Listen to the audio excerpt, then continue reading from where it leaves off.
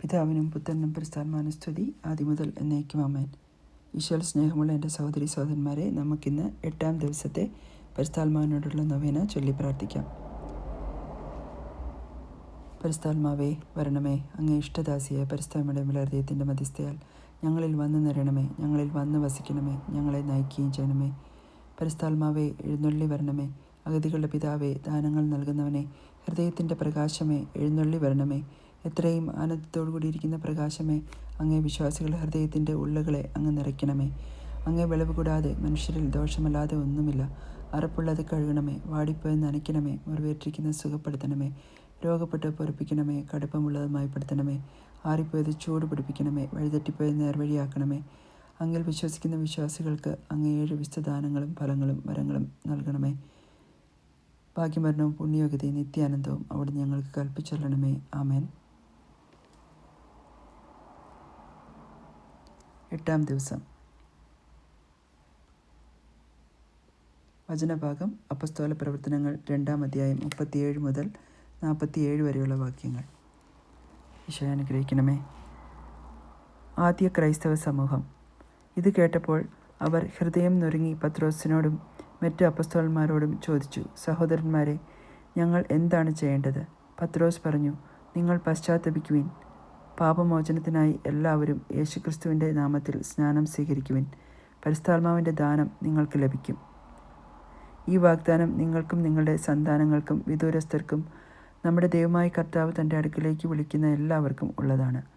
അവൻ മറ്റു പല വചനങ്ങളാലും അവർക്ക് സാക്ഷ്യം നൽകുകയും ഈ ദുഷിച്ച തലമുറയിൽ നിന്ന് നിങ്ങളെ തന്നെ രക്ഷിക്കുവിൻ എന്ന് ഉപദേശിക്കുകയും ചെയ്തു.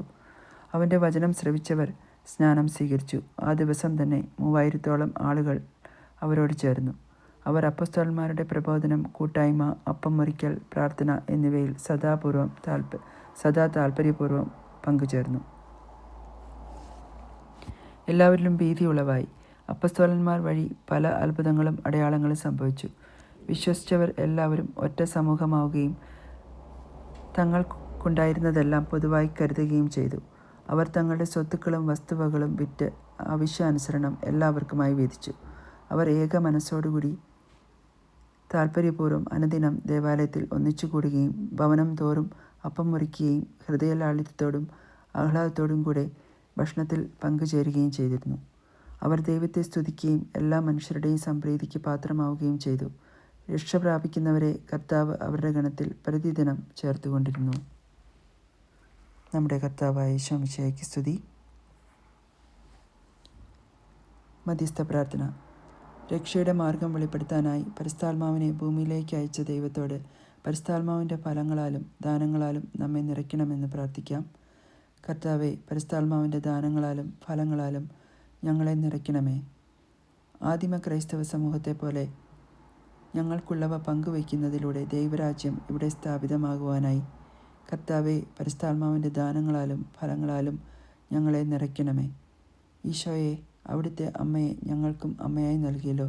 അങ്ങ് ആഗ്രഹിക്കുന്നത് പോലെ ഈ അമ്മയിലൂടെ ഞങ്ങൾ അങ്ങയിൽ എത്തിച്ചേരുവാൻ കർത്താവെ, പരിശുദ്ധാത്മാവിൻ്റെ ദാനങ്ങളാലും ഫലങ്ങളാലും ഞങ്ങളെ നിറയ്ക്കണമേ. അങ്ങ് സ്ഥാപിച്ച കൂദാശകളെ ഏറ്റവും യോഗ്യതയോടെ സ്വീകരിച്ച് പരിശുദ്ധാത്മാവിനാൽ നിറഞ്ഞ് ഞങ്ങളെ തന്നെ കൂടുതൽ വിശുദ്ധീകരിക്കുവാൻ കർത്താവെ, പരിശുദ്ധാത്മാവിൻ്റെ ദാനങ്ങളാലും ഫലങ്ങളാലും ഞങ്ങളെ നിറയ്ക്കണമേ. എളിമ, അനുസരണം എന്നീ പുണ്യങ്ങളാൽ പരിശുദ്ധ അമ്മയെ അനുകരിച്ച് മറ്റുള്ളവരെ അങ്ങയിലേക്ക് അടുപ്പിക്കാൻ കർത്താവെ, പരിശുദ്ധാത്മാവിൻ്റെ ദാനങ്ങളാലും ഫലങ്ങളാലും ഞങ്ങളെ നിറയ്ക്കണമേ.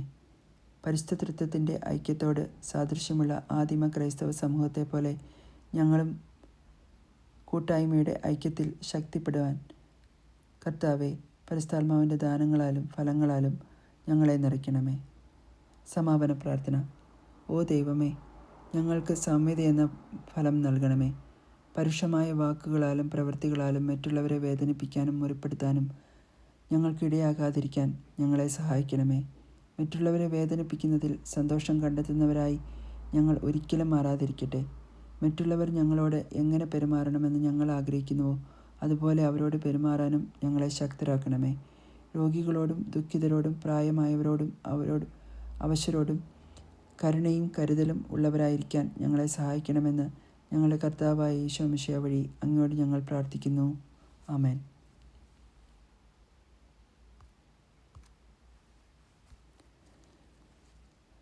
നമുക്ക് ഈശോയ്ക്ക് നന്ദി പറയാം. പരിശുദ്ധാത്മാവൻ ഈശോയുടെ ഏറ്റവും വലിയ വാഗ്ദാനമായ പരിശുദ്ധാത്മാവിനെ നമുക്ക് നൽകുന്നതിനെ ഓർത്ത് നമുക്ക് നന്ദി പറയാം. പരിശുദ്ധാത്മാവ് കൂടുതൽ അഭിഷേകമായി നമ്മളിൽ വന്ന് നിറയാൻ വേണ്ടി ആഗ്രഹിച്ചുകൊണ്ട് നമുക്ക് ഈ വചനം വിശ്വാസത്തോടെ ചൊല്ലി പ്രാർത്ഥിക്കാം.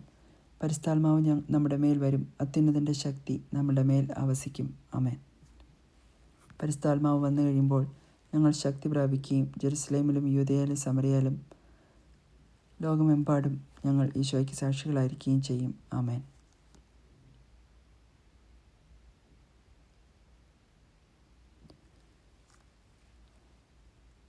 ഈശോയെ നന്ദി, ഈശോയെ സ്തുതി, ഈശോ ആരാധന. Love you Jesus, praise you Jesus, thank you Jesus, adore you Jesus.